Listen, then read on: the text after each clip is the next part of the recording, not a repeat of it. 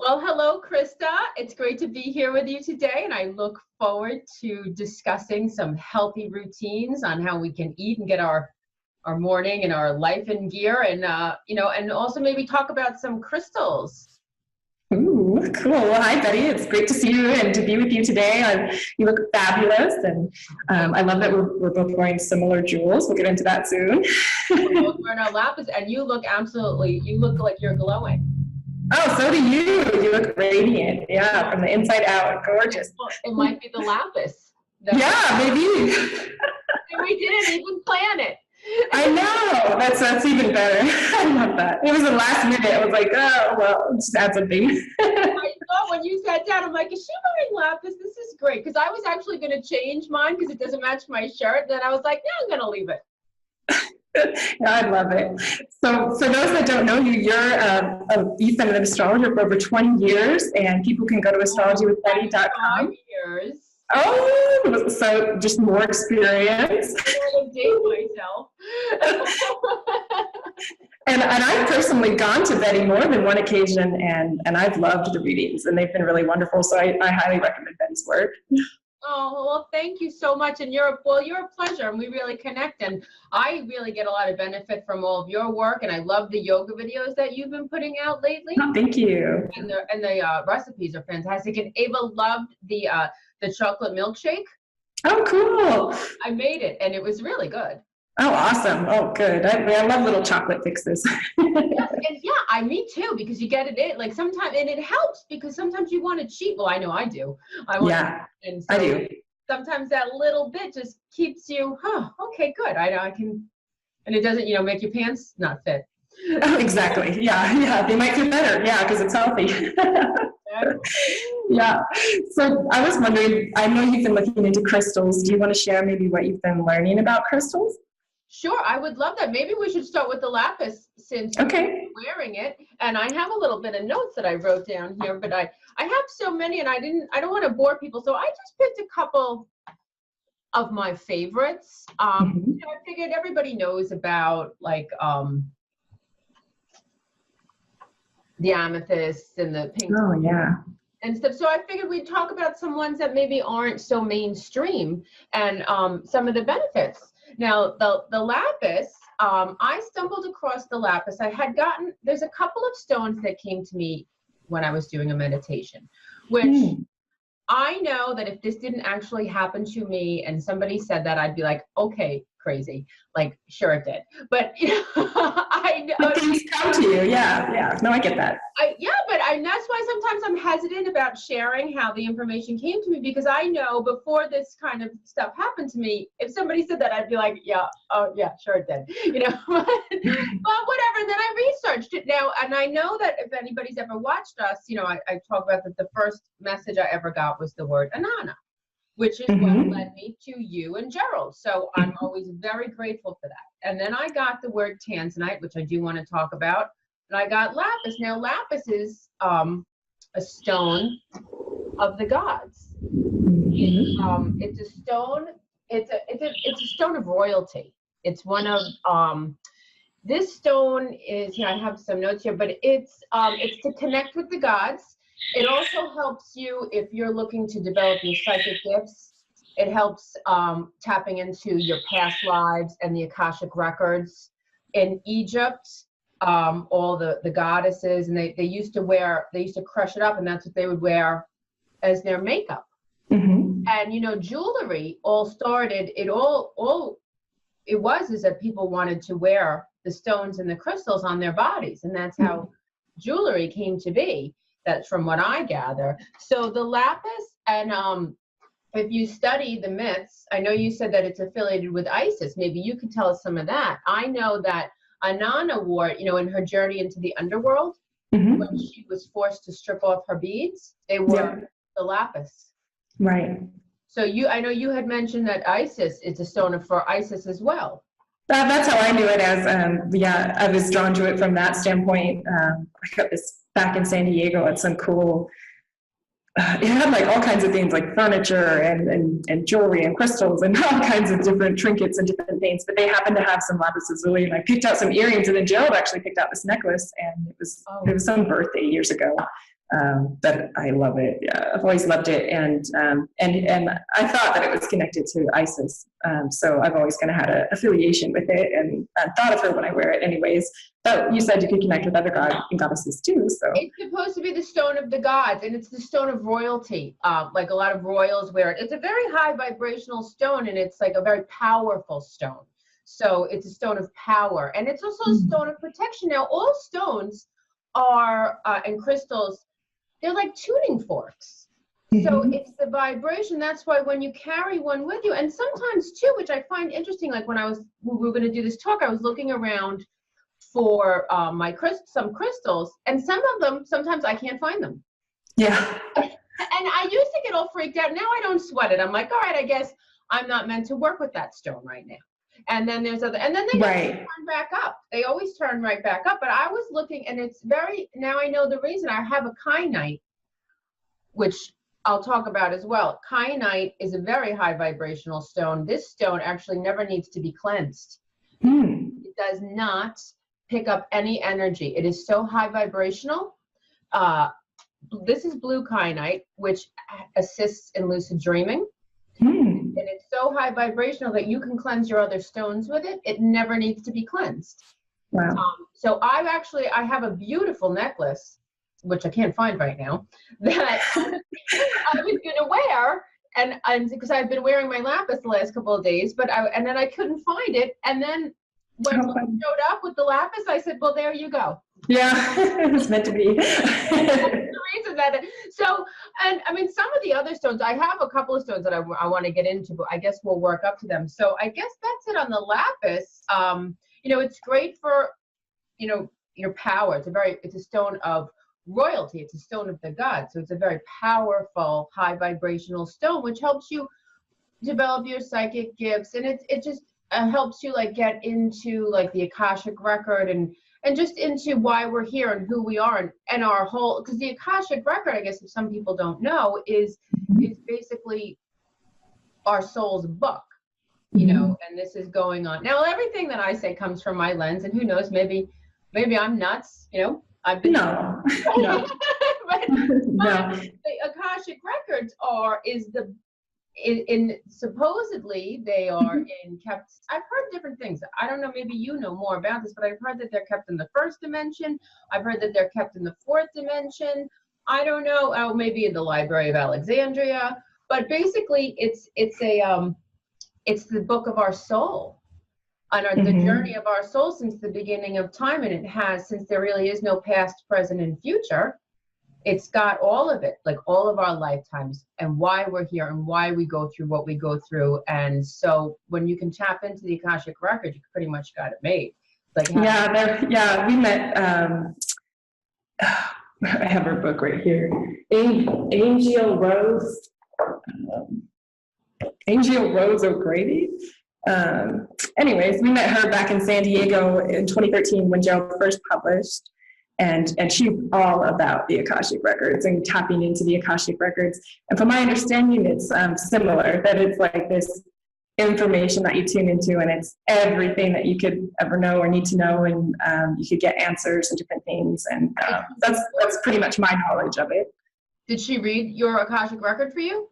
No, I didn't have that done. But they're in, I think, Bend, Oregon now, and they offer services for people. I'd love to I've never had that actually done. I mean, who knows? Because sometimes I feel like maybe I'm tapping into it. I don't, it's hard to know. It's not like, I don't know. But I know that the people who do tap into the Akashic records, that's the high power. So the lapis is supposedly good for that. And then, then there's the pink quartz.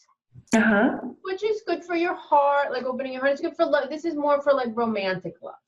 And it even kind of looks romantic. Yes, it's pretty, like especially if you light some candles and put it on, getting in the the mood. That. This is actually one of these. And it's funny how. Well, actually, maybe I'll start with the ones that I actually got messages. So I got the lapis. The first message that I ever got for a stone, though, was tanzanite. Tanzanite, I don't know if you guys can see this. Mhm. It's a beautiful purple. I have some littler ones here that are actually a little more prettier. I don't Oh, know, yeah. hard to see, but and these little ones I love because I wear them on my head when I meditate. Oh, I love that. And sometimes they stick. I bet no, it won't stick, but okay, so Very beautiful. gonna make a fool out of me, but sometimes they stick on my head, and I think, Uh-huh. and so I have a bunch of them. I get a little crazy, but like they're scattered all over the house. The tanzanite I got in a meditation when after I got the word Anana, I asked. I said, you know, how do I talk to you? How do I see you? Like, what do I do? And I got the word tanzanite, but I didn't know what it was, and so of course you research and. It comes from a place called Tanzania in Africa. Mm-hmm. Strangely, very close to Adam's calendar. Mm-hmm. Supposedly, probably the house of Shimti. And yes. So, I mean, if we follow your husband's teachings and all of the research, this is supposedly the birthplace of where everybody landed. So I found it very interesting that tanzanite only comes from there. Right. And that's where all the gods and the goddesses first originally started.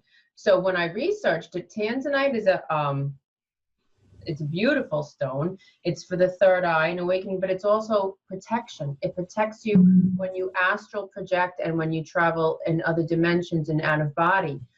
So I always, there's some stones here that I always wear the tanzanite. To me, the tanzanite is very dear to my heart since it was my first message, and I felt like, I don't know if maybe it's not for everybody, but for me, I always wear the tanzanite. I have earrings, but one of them fell off in bed the other night, so I have to find that. But I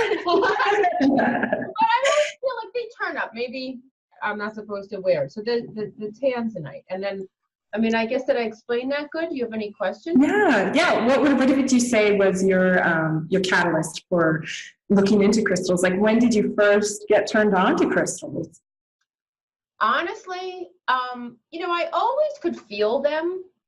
I lived in Arizona for a couple of years, about maybe 6-7 years, and I used to go to Sedona all the time. And I used to go to Sedona. A couple of my friends went to college in Arizona. I'm from New York, and so I just got a kick out of going to Sedona. Mm-hmm. I never, as far as crystals, I gotta say, I mean, I would always feel them. I would always get a big kick out of feeling them and stuff, and I knew a little bit, and of course I had some around, but it wasn't like a big book for me. I didn't pay much attention to it. Mm-hmm. My catalyst for really getting into it is when I got the messages. Yeah, and then it was like, oh, well, okay. Yeah. I figured, well, I guess I should probably pay attention if this is, you know, if I'm getting this message, if I'm getting this, spirit is telling me, then if spirit tells me something, I pay attention, which I'm sure Right. does. Yeah. And so that's when I actually really started. And I also want to recommend this, a man, I don't know if you've ever heard of him, Robert Simmons. Mm-hmm. He wrote a book. He wrote a couple of books, but one of them is the Book of Stones. He's a lovely, adorable older man. He lives in Vermont. He has a store, which I recommend if somebody's going to buy any of these stones, especially with the ones I'm going to get into, the more expensive, rare ones, and it's called Heaven and Earth, jewelry.com, and they're out of Vermont, and he's very reputable. And because some of these stones, like if you go on Etsy or Amazon, you don't know. Right. There's a stone called Moldavite. Whoopsie. Did I mess up the recording? No. Okay. Moldavite, I'm going to tell you something, and I know, like I said, if somebody said these things to me, I would be like, all right, crazy, whatever. But I'm telling you, this stone, this is a tektite. This is not a earth-born stone. This a meteorite hit the earth in the Czech Republic. Oh, wow. 15 million years ago. I don't know. That's what they tell me. But so this is a very rare stone because it doesn't grow. You can't mine only and so most of it is already mined. Right. And I'm gonna say, if you don't want your life to change, like if you don't want major transformation and you don't want to get opened up to all this kind of stuff, I would recommend stay the heck away from the Moldavite. Because this one is no joke. But like I do recommend for the Moldavite, make sure you're getting it from a reputable place, because there's a lot of fakes, because it looks like glass. Right, yeah. It's like green, and when you hold it up to the light, it's Oh, yeah, I see. it's like glass. And so, and I have a littler one too that I got my daughter. I got it for her. Oh, yeah. Now, this piece here, I mean, you can see, I'm holding it in my hand. It's not very big. I like it. It kind of looks like a heart. This was almost $100. Oh, wow. And this piece here was 40, and it's tiny, like see my pinky. Yeah, because it's just so rare. So rare. But that's what I'm saying is, if you are going to get the Moldavite, I recommend going to Heaven and Earth, because it's, you know, you're not going to get scammed. If you're going to spend that much money, you want to make sure you're getting the right thing. Now, Moldavite here, Moldavite also, this is very interesting. Moldavite is thought to be the Holy Grail. You know, some people believe that the Holy Grail is actually a stone. Oh, interesting. Yeah. And the queen, the royals, the crown, has got Moldavite in it. Oh, wow. Wow, that's interesting. Yeah, because this is from outer space. It's a meteorite that fell down to the earth, and then it was so hot that it hit the ground and it liquefied. So it's wow. Of heaven and earth. Wow, yeah. In our town, they have this, I don't even know how old it is, but they have this huge rock, and it supposedly it's an acid, you know, it came from the heavens to the earth, and it's in town, and you can kind of feel the energy of it and kind of go near it. It's cool. I don't know what it's made out of. Do you feel the energy off of it? Yeah, Gerald and I went over just to like go near it one day and just kind of see it and feel it.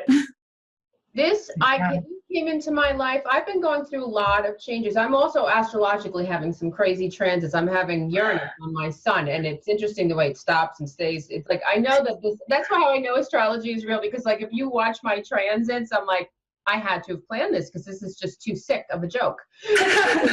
Right. Yeah. But Uranus, especially when it joins up with something as personal as your sun is a major transformation. So this Moldavite came into my life, I'd say, when I started to find out about it, and then I ordered it. This is not a joke, though, because some people who hold it, their heart races. Oh. My daughter's heart races when she holds it. Some people, like their third eye pulse. I don't know. When I first had it, I felt a lot of stuff. And but this one, if you want to activate it, it's great to put it out under a meteor shower. Oh, how neat. Most of the stones, like you put them outside under the full moon. Yeah, I was going to ask, how do you charge your crystals? Yeah, the full moon. Like some of them are different. Like this. Actually, I don't want to jump all over. So maybe I should go, but we'll go back to that. So the Moldavite, but like I had written down what I wanted to say. So the Moldavite is, well, it's just, this is a major, if you're looking to really transform your life and bring about major changes. Get some of that. And I wear it also. See, I have this little tiny ring here. You don't even need a giant piece of it because it's so strong. It's so strong. This is such a little tiny piece. You know what I mean? It's like right. But I wear this always with my hematite, my Moldavite, and my tanzanite. I always wear black tourmaline, which I want to talk about next. And this is a bracelet that has tourmaline and Moldavite. But I don't recommend for everybody to wear the Moldavite all the time. Like you said, I'm a little out there, you know, and it depends where you're at in your life and what you want. It's, you know, when I got this when I got the Moldavite, my life changed. So if you like the way your life is, I'd say stay away from the Moldavite. If you're ready for that ride, then get some. If you're going through major transformation and change, and I sleep with it. I mean, but I'm a wild woman here. It's fun. It's good to be wild. Yeah. I sleep with it, and I love it. So that's the Moldavite. So again, just be careful though, because there's a lot of fakes. And you don't want to get ripped off, and you can kind of tell anyway, because this stone is no joke. Even people who are not sensitive to stones, they feel it. They feel it, yeah. Now this is another stone, black tourmaline. Wow, pretty. This is pretty cool. This is another one that I got in a message.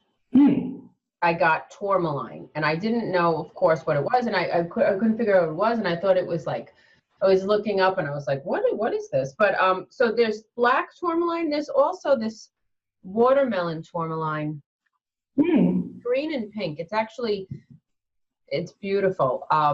They're very, very pretty. You probably can't see, but the black tourmaline is a protection. Now, all black stones, all dark stones are protection stones. They all do different, they protect in a different way. Black tourmaline absorbs negative energy and then transforms it into positive. Oh, that's beautiful. Yeah, and it also, it's a protection. That's why I wear it all the time. It protects from the EMFs, the electromagnetic frequencies from the computer and stuff like that. Right. So if you're not spiritual and you don't care about people's evil mojo or whatever, you can still protect you. Now with the tourmaline, this is cleansed in the sun. So you put it outside in the sun for a couple of hours and it cleanses it. The sun and the moon, I think, are never going to hurt any of them. You know, sure, of course. They all grow from the earth. And so the sun and the moon are natural. The sun is cleansing and the moon, you know, the moon is a divine feminine and the sun is the divine masculine. And so, I mean, that's how I see it. But you can get like a splinter from this. It's very like, like shards come off. Or yeah, so you got to be careful because I have gotten it stuck in my finger. Oh gosh, ouch. Yeah. And then there's the Watermellon Tourmaline, which is great for soothing like your heart, like if you're having a heartbreak or you're feeling sad. Like this, I recommend, because there's been a lot of times like when I was just feeling really sad and very overwhelmed, I just hold it. You know, they're all good for different, you know, for different things. And so like when you're feeling really sad and just like hurting, this is soothing. It's a very soothing. The Watermellon Tourmaline is a little bit more expensive than the black tourmaline. And then so all of the black stones, like the dark stones of protection, like the hematite, if am I saying hematite? The hematite, this, and we talked about this in another video, and I always wear it. This is like an energetic condom. This yeah, I like that. Naughty, but it protects you from other people's energy, and it's like, you know, like I said, it was like wearing gloves when you're cleaning a toilet. It just right. You can still, especially for people like you and I who are empaths or people who do the structural integration, who do energy work, even right, masseuses or anything. It you can still feel it, but it makes you don't, you know, it's like a condom, really, basically, is the best way I can think. Wow. It'd be cool to get some for us and for everyone before we're doing the structure event, get everyone a little piece of hematite for protection. That'd be nice. Wonderful idea. What a beautiful gift. And you can even get rings, and like, because I always wear the ring. You want to wear it on the left side. Any protection stone that you wear, it's just a little piece of advice is to wear it on the left, because the left is our receptor. We receive on the left. You know, the left is the feminine and the right is the masculine. So that's why I always like lump up on the right, on the left-hand side. Some people are probably like, what are you doing? But that's why I do it. There's always a method to my madness. Funny. And then I also wanted to talk quickly about the emeralds. Okay. Emeralds are another very high vibrational stone of royalty. So if you're looking, they love it in China. Yeah, if you're looking to attract opulence, prosperity, abundance, which I'm sure we all are, there's nothing wrong with that. Right. Everyone. They have the frequency. They have that vibration, the frequency of prosperity, and it's another stone of royalty.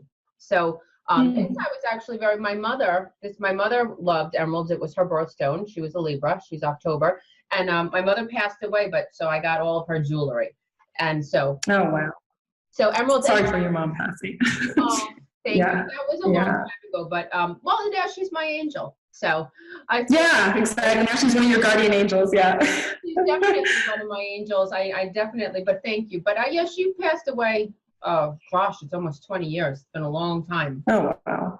But I did get all of her jewelry. And also another thing I wanted to say is, from what I researched, wearing the stones on silver or gold is also very important. The conduit, that's the conductor. So you can wear it. That makes sense. Yeah, but if you can get like a beautiful silver or gold chain, that it elevates the vibration. It elevates why we're wearing it. So I have a silver. I wear the silver for my stones, and this actually stone is gold, but I don't always wear this. I just figured I'd put it on for today. There's another stone, which I found from researching with Robert Simmons. And like I said, I recommend going onto his website because it's even free. And if any stone you're interested in, you search it and he gives you the excerpt to his book. Oh, wow. Yeah, it's a wonderful resource. I recommend it. And I recommend buying the book to support the man because if you see him, you can look, he's got videos on YouTube as well. He's adorable.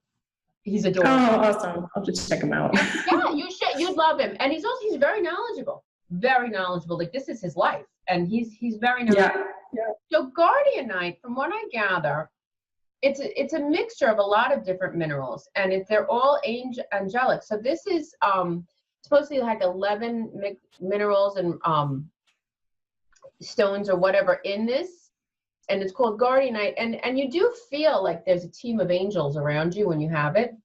Oh, wow. So I sleep with this as well. I sleep with my my new boyfriend. Guardianite. Not quite snuggly, but. And then I know that because you seem to know a lot about the black obsidian. Well, they have a lot of it in Mexico, so it's readily available. Well, this is. So we have a couple beautiful stones, and they make, pyramids and faces and all kinds of things out of it. They must do a mold or something. Well, the black obsidian is also, this is what I know of it. It's for scrying. And and for people who don't know what scrying is, it's, you stare into it for psychic visions. And basically, it's just that you're losing your vision, you're losing, and so you stare into it. And this is what Nostradamus used to do and use to scry. That's how he used to get his visions. He used to do a technique called scrying, and he used the black obsidian. Now, also the black obsidian, since it's a black stone, is also a protection stone. What you can do with the black obsidian is you cleanse your energetic field, and you can really feel it. You can feel it right now as you do it. You cleanse so I do this a lot when clients come. Like if someone's going through something funky and I can feel their residue, I'm always like, oh. Yeah. Now there's also snowflake obsidian, which is a lava. Actually came from it's a volcanic glass. This I recommend. This is wonderful. This I hold. When something happens and you get very upset, like those quick eruptions, because if you from a volcano. Yeah. When you have like an eruption in your life, like a situation, like if you're having an argument with somebody, people going through a divorce, or just going through anything that is charged, emotionally charged. Like a lot of times in life when we get these eruptions, they don't last long, but this, and I have a bunch of them, this is the only one I could find right now. I just hold it in my hand and I rub it like whenever I'm going through something, and it helps just calms you down. It helps like get through that. It's just a quick eruption and just calm down. It's gonna it helps you just. So there's that one, and then I guess there's the selenite, which I don't know that one. You have this one? No, I don't know that one. Oh, selenite. Selenite is wonderful too. Selenite. This is another one that does not hold a negative vibration. It doesn't hold anything negative. And this is great for energy workers. This is great to have. This is a core. It amplifies other stones. It amplifies the energy of other stones, but it also is to get in touch with your angel body, your aura. It's very, like right now, it's very soft. It feels very comforting. And so, and it's supposed to expand your intuition. So I always keep it when I do readings. And I just think it's really totally cool looking. Yeah, it looks like kind of conish and like a phallic. This one is very soft. Like, it's a very different feeling than the Moldavite. Like when I hold the Moldavite, it's like, oh, I'm in a rave or something, It's intense. This is very soft and soothing. Now this is actually one of my super duper favorites. This is called Anadalite. This was actually just discovered in 2000. That's beautiful. It is actually, I don't even know, and it looks like there's a rainbow, like you can see like different, this grows in clusters very similar to like amethyst, how it grows in those pointy clusters. And this one is you're gonna love. This was only found, this only comes from India. Oh, wow. And so like Lord Ganesha, Kali, Anand, like, because like your husband taught me that Ananda was given the Indus Valley.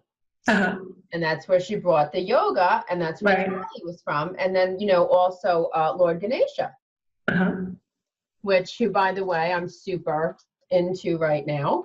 No. I have him, oh, there we go. I have him always watching me. I always have him in my office watching and protecting me. And I always put my money under him because he's the god of prosperity and luck and wealth and opulence. So whenever I get cash, I always put the money under there and let him bless it. Nice. But this Ananda means divine bliss. This is only found in this cave in India. Oh, wow. It is to activate the Kundalini. I recommend you and Gerald getting some of this because you can feel it. This is what you do. You put this in the back and this in the front, and you start at the base chakra, and you very slowly bring it up. This activates the Kundalini. When I sleep with this, like I always, in the morning, the first thing I do is I grab this, I hold it, and you feel joyful. Oh, that's awesome. That's nice.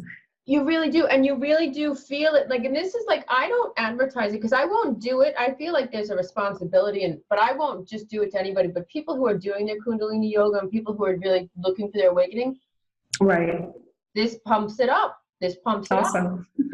And you can really feel it. Like, you feel it. And this is another one that feels very happy, feels very light. Like, but it definitely awakens that body, the divine bliss. And so this, and I found that, and also like Robert Simmons, he's got a lot of videos if you're interested in more information on that. Robert Simmons. And so, I mean, so like, what are some of your favorite stones? Do you like them? Yeah, I don't really know all their names and everything. I was going to say I should have grabbed them. We have a whole bunch, and I think they're actually in another room right now. We moved them around, but I have some amethyst and then the pink quartz, and then we have different rocks and crystals on that. Gerald got it for his birthday. It's like on a wand. So that one has like all different, like 7 different ones, almost like relating to the chakras. That one's really cool. Those are really powerful for energy cleanse. That's a great tool. And then some, just some regular see-through crystals.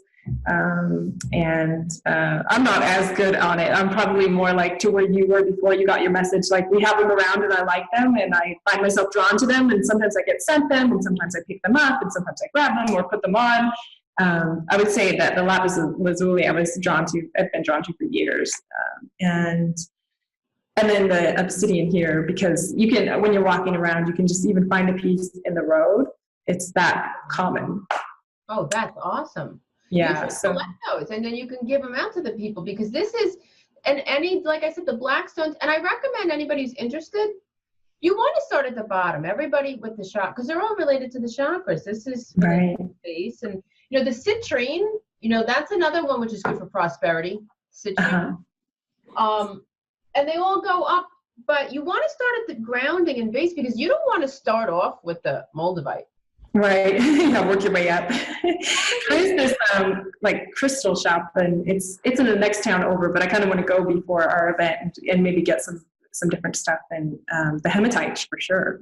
Oh, for sure, you need that. You definitely need it, because it's exhausting, and actually, there's one more thing I did want to talk about. Okay. This stone called Larimar. I wear it a lot. This, I really wanted to actually talk to you about. This is found in the Dominican Republic. Some people say, and Edgar Casey discusses a lot, Oh, wow. that it's a stone from Atlantis. Oh, wow. Now, this is also one for connecting with the divine feminine, and like releasing getting in touch with the divine feminine powers, but it's also, they call it the stone of your soulmate.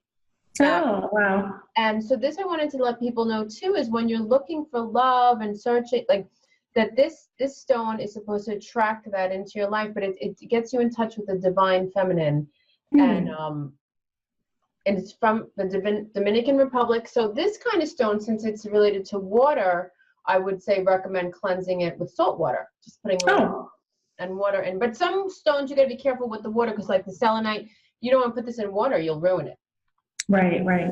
It'll dissolve. But so I did want to mention this, the Larimar, because when you feel it, when you hold it, you feel like a lot of love. Like I guess it would feel like being held by your mother. Oh wow, yeah, just a nice big hug. Yeah, it's making my heart beat right now. Like it's making, hopefully it's always beating, but it's so that's just one more thing that I wanted to tell people, because this is a beautiful stone, and it especially when you're interested in doing this kind of work, it just getting in touch with the divine feminine. Right. So there's a lot of different ways that you could use crystals in empowering ways, other than, I know when I was growing up, I knew like I had a birth crystal, but that was about it. And so that people can go beyond that and use them to protect themselves, or to attract love, or to connect with higher, the Akashic records, or intuition, or the gods. And so there's a lot of empowering benefits that one can get from exploring crystals in there, right? Absolutely. And I didn't know, like I said, I didn't know any of this stuff. I mean, I was like you, but now it's how I feel, that sometimes you're drawn to it. Sometimes I want to wear lapis more, I guess, when I'm feeling more powerful, more outgoing, I don't always wear it. I like to wear the Larimar and the softer, but I think that, and that's why sometimes they disappear. Yeah. I know I lost one. It was a jade. I feel so bad.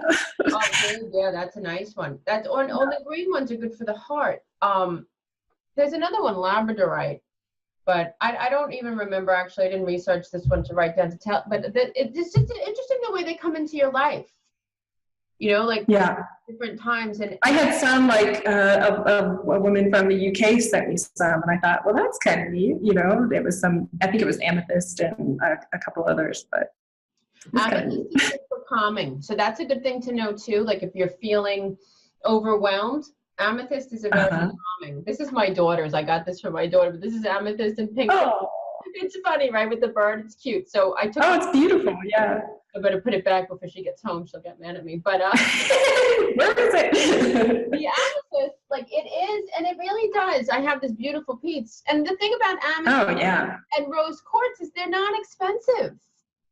Right, yeah. They're great stones to start with, and see how but this one is very calming. And you can tell, like if I get feeling overwhelmed or anxious or something, I just hold it or put it near me. And and like I said, I don't know, like I was never really that drawn into it, but when I got these messages, I paid attention, and they've really enhanced my life. I'm into them. They're cool. Yeah. Oh, awesome. Well, good. Well, I'll give them to pay more attention. So, what I've been wondering? Would you share, do you have a morning routine or a ritual that you do in the morning, like that, to get yourself started? Because you always look so beautiful, and you always have such a glow and such energy. And oh, so do you. Thank you. Yeah, I do.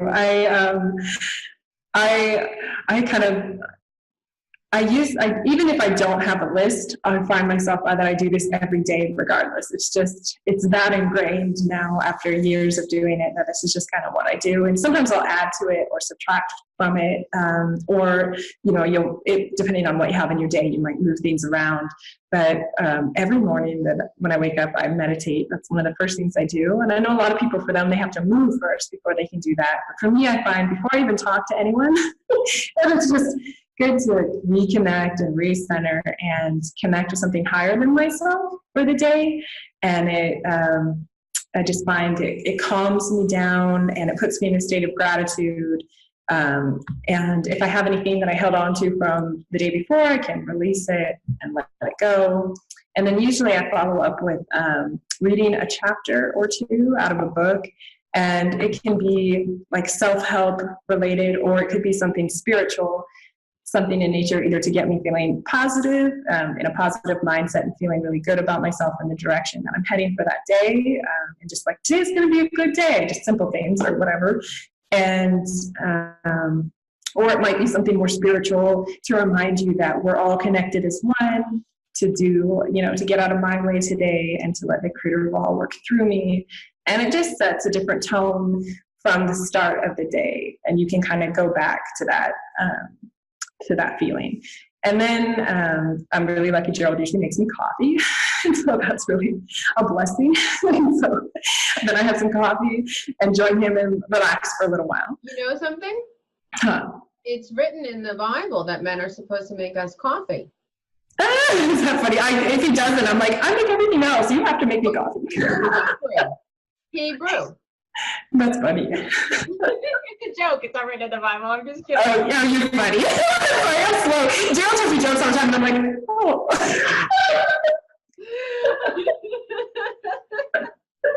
That's funny. Well, I think it should be. No. I think we should just tell people that. They're not going to check. Yeah, exactly. Yeah, and most people haven't read it.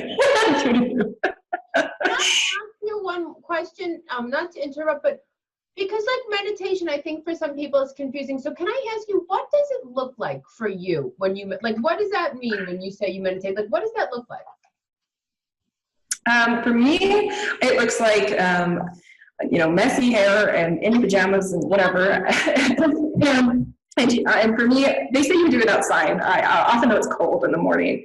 And so I do it in my bed next to a wall, sitting against the wall. Our bed is against the wall, so I can just sit right there and lean against it. Sometimes I'll put a pillow there for comfort in the morning behind my back, and that's kind of nice, and a blankie around me. And right now I'm still doing the Kriya Yoga. So I've talked about it before, and it's just the alternate nostril breathing, 3 cycles of 4 breaths for 12, and then followed by Shushima breathing, which is just carrying your breath from the base of your spine, or you could even go all the way down to the core of the earth and then all the way up to the top of your head or your third eye, or you can go all the way up to the heavens, however you want. And then I draw on that golden light energy with those breaths. And sometimes it might be different. Like sometimes I like to pretend that I'll envision the mountains that surround us, and then if I need to, like if things are overwhelming in my head or something, then maybe I'll pretend that I can leave above it all for a while and sit up above in the stars or something in my hammock and kind of look down at the earth and get a bigger perspective. And then from that place, you can actually detach from all your wants and desires and needs and concerns. And it's easier also to bless people and the whole world, really, and the galaxy with love, because you're at a elevated perspective kind of from that. So I like doing that sometimes if I'm in the mood. I used to just turn on the computer and listen to Louise Hay's morning meditation. And that's what I used to do. And then yeah, it's great. It helps you just start your day with positive, and you're saying like, I'm so thankful for my bed that I slept in, the toilet that I have to use, the food that I have to eat, the air that I have to breathe, that I'm alive. And you just start with a really grateful heart. So that one's really good. And then they have all different kinds on YouTube or apps these days. And I like the breath because I don't have to turn on the computer just yet if I'm not ready. Oops. Yeah. Oops. Oops, sorry. Anyways, so I like that. I like knowing that I have that in my toolbox. And so that's currently what it looks like for me. Well, thank you for sharing, because I think it's confusing when people say meditate, like, because I always used to be like, what? Like, what do I do? Right. Yeah. And they also have like this cool book, Meditation Secrets for Women. And if you find sitting still hard or quiet in your mind, it's a great book, because she talks all about how maybe that we weren't designed for that we were designed to move around and to move our feelings and emotions. So she said her morning meditation might look like going in there and crying and hissing and growling and then coming out refreshed. So it doesn't have to be so. Yeah, it doesn't have to be necessarily sedentary. It could be a mindful walking meditation, exactly. Or a lot of people say yoga is my meditation. And I used to say that and do that too. And then I added it. And I would say it only benefits you to add, but start with where you're at and what works for you, obviously. So yeah, so I do the meditation and I do that. And then I either do yoga or I clean, one or the other. So like today I do this thing called 20 or 30 minute cleanup, and I set a timer for about 30 minutes. And then I just clean up and pick up things from, the house. Yeah. So I put things, just put things away. Can you come over my house? Yeah, you're funny. And it's just, but it works, you sweep and you shake out the rugs and your yoga mats or whatever, and you sweep and you wipe things down. And maybe if things look good one day, then you can do the bathrooms the next day, and just a little bit each day, because it just makes you feel better to work and be in a clean environment. I find it to create from that space. Yeah, you're right. It is nice. And you can always do that the night before. Like sometimes I'll do that the night before and I think, oh, that's even better. That's when it's done. So just like 20 or 30 minutes a day, and it really makes a difference. And then from there, I do some kind of movement. So usually it's yoga. Some days it's Kundalini yoga. Some days it's Ashtanga yoga. Some days it's yin. It just depends on what I'm in the mood for. And some days, like today, it was a mixture of Kundalini and some ballet bar, because I like to mix that in. Okay, but people can find out more information about this on your Artistic Vegan channel, right? Is there a special place to go to find out about, because your yoga classes are incredible. And, thank you. Well, you're welcome, but I mean, just so people can find out a little bit more about the different kinds of yoga. Oh, I'm spinning. Like, and the different techniques and maybe like the different benefits of each. So is that on your Artistic Vegan channel? Not yet. It's something I'm still kind of like, just last year, I think I started kind of adding the yoga in. But it has been on my heart to do, like, this one's a Kundalini, this one's Ashtanga, this one's Yin, this one's, because, maybe an introduction to all the different styles. Because I certainly am not married to one. I like to dabble with all of them because I find benefit from all of them. And I have different moods and I ebb and flow. And sometimes I want to dance and sometimes I want to do ballet. And sometimes I want to, just take a walk with weights or go outside with Gerald. So. That's interesting. And I'm going to maybe take you, because I've just been doing the Kundalini yoga. So maybe there's more out there for me. Yeah. I started with just a hatha style, and it was like a 24-hour fitness yoga class. And it was the same one every single time. It was fine for me at the start. And then since then I've tried all different types. And I love, because we have different moods, and different feelings and different, like today I needed the Kundalini and then some dance to kind of just kick my energy around. Yeah, to move it. Sometimes, sometimes I feel like I just got to move, like get it out. Like if you feel like. Me too. Like, just get it out. So that's a good idea, the different kinds. Yeah, so, and maybe that style doesn't work for you and you like aerobics or HIIT or CrossFit or, there's so many different things these days, whatever works for, each person. Yoga if you're trying to get like sexy and trying to. It elongates and makes you, I find yoga and ballet and Pilates all very complementary to one another. Those are my favorites. Now, what about with you? Now, I wish that I could have your kind of discipline, but is there a certain, do you eat a how do you keep like your energy and your glow and? Well, we're kind of, we do intermittent fasting often. I'm fasting right now. High five. So am I. Yeah. Yeah, so we haven't eaten breakfast yet. We haven't eaten. Yeah. Where's the last yes, and you know what? I recommend it, but you have to. Oh, yeah. You have to drink. I drink tea and honey. Uh-huh. And I drink a ton of water. Yep. But I started doing it for the spiritual. Uh-huh. And I got to say, I don't mind when the weight falls off. I know, because it's such an easy way to, help with extra fat or whatever. Yeah. I find it, when people ask me, I don't know about you, you probably have a lot more tips than I do, but I tell people if you can do the first 2 days. Yeah. The first 2 days are the hardest. I think the first day is really hard. And then the second, if you can get through the first 48 hours, I think you could do 5 days, no problem. It's the first 2, in my opinion. But I don't know, what is your experience? Yeah, no, I think too, like I I had to go like change that feeling from hungry and like hangry, hungry with an anger to, because I got really hungry, like I get hungry and I have to tell myself like, you're burning fat right now. You're in ketosis. It's okay. And I think like telling yourself that if that does happen, that's okay is also will help you. Get into ketosis from fasting? Because that's good stuff. That's when you burn. Yeah. Fat, right? Yeah. You just, so you stop eating at a certain time and then you don't eat for a long period of time. I think it's like 12 plus hours. And then you begin, and then you can eat again. And so then we usually have like something light because we haven't eaten in a while. So like a smoothie. And then usually in our day, I try to include a salad or lunch or soup, one or the other. But the salad, just for any individual, the roughage is going to help you keep things moving. And the smoothie is really great because I view it like my multivitamin, and I just put all these different superfoods in there, and it's an easy way to give your body what you need to keep going. So, but when you are eating, like normally, is there like a certain breakfast that you have that you start eating? So I would say smoothie. We're totally smoothie breakfast people. If it's really cold, then we'll do oatmeal or porridge. Because like for here, it's been super freezing. Now we're last week it was 2 degrees, and now it's like 50. Oh my God. Insane. But I mean, like sometimes when it's really, really cold, you want to have like a nice warm. Oh yeah, then we'll have oatmeal or porridge or something like that, and or sometimes we'll even have something weird like soup.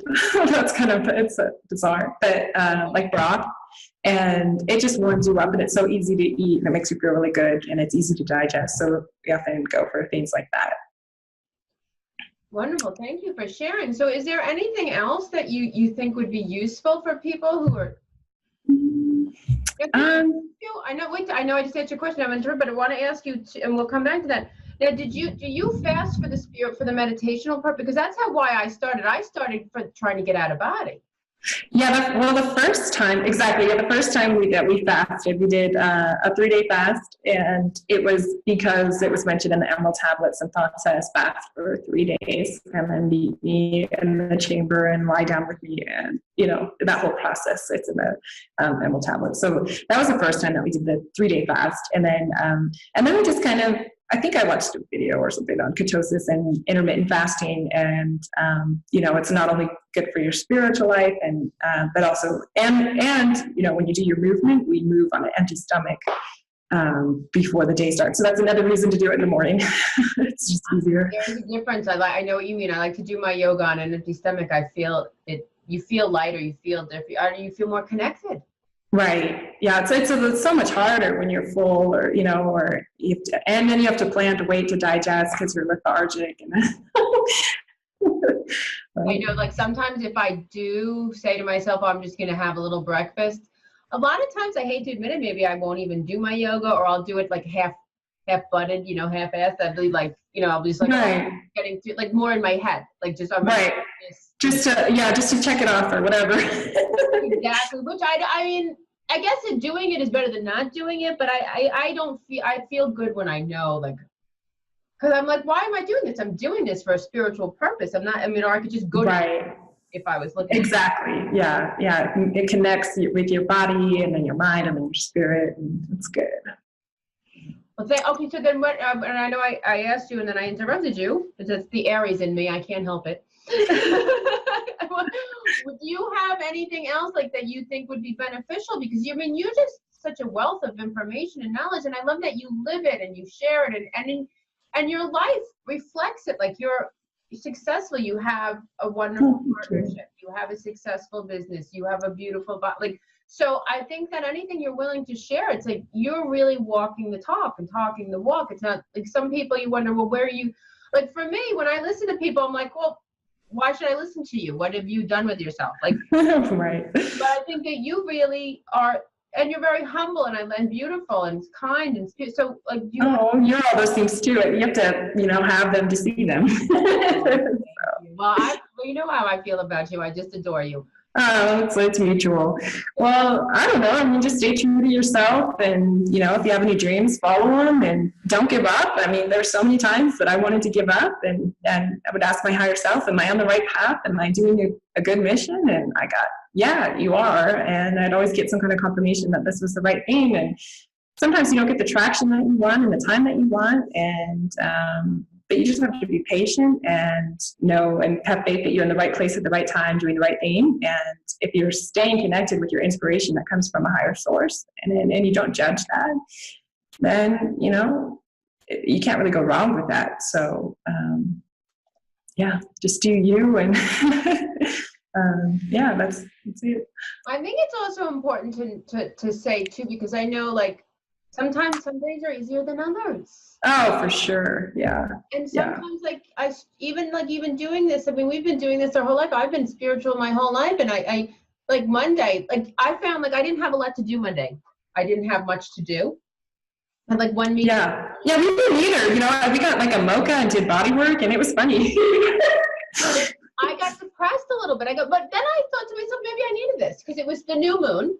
It was the new moon in Aquarius, and I was like getting on myself. I'm like, it's the new moon. You're supposed to be setting your intentions, and I was like really crying, and I was just feeling like, and I was purging. That was me like last week.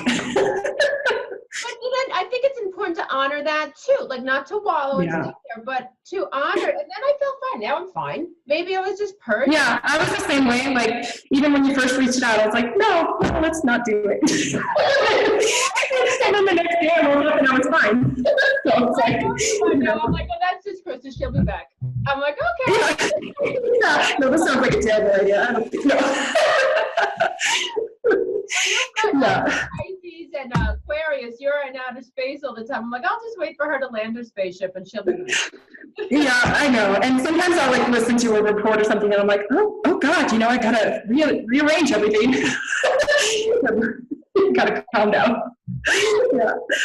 Yeah. Well, thank you for sharing. I appreciate it. Yeah, you too. And I learned so much about crystals, and I love spending time with you. Oh, I love you. I wish that we could hang out. We could go crystal shopping and do yoga together. It's so unfair that we're so far apart. Oh, well, come down for even the weekend. And we're doing that thing in March to April 5th. And anyone's welcome to come, gravitybodyacademy.com. And you can sign up there. I wish I could be at the Gravity. And we do have a handful of people coming. So it's kind of exciting it's happening. And I saw the video. So why don't you tell people where they can go find out because it's gravitybodyacademy.com. And you can buy tickets there and learn more. And also, I heard you guys were talking about the space that you got, and it sounds great. There's a restaurant and there's a pool, right? So it's like we actually we used to stay there, and so we didn't even think about it because we used to live there like years ago.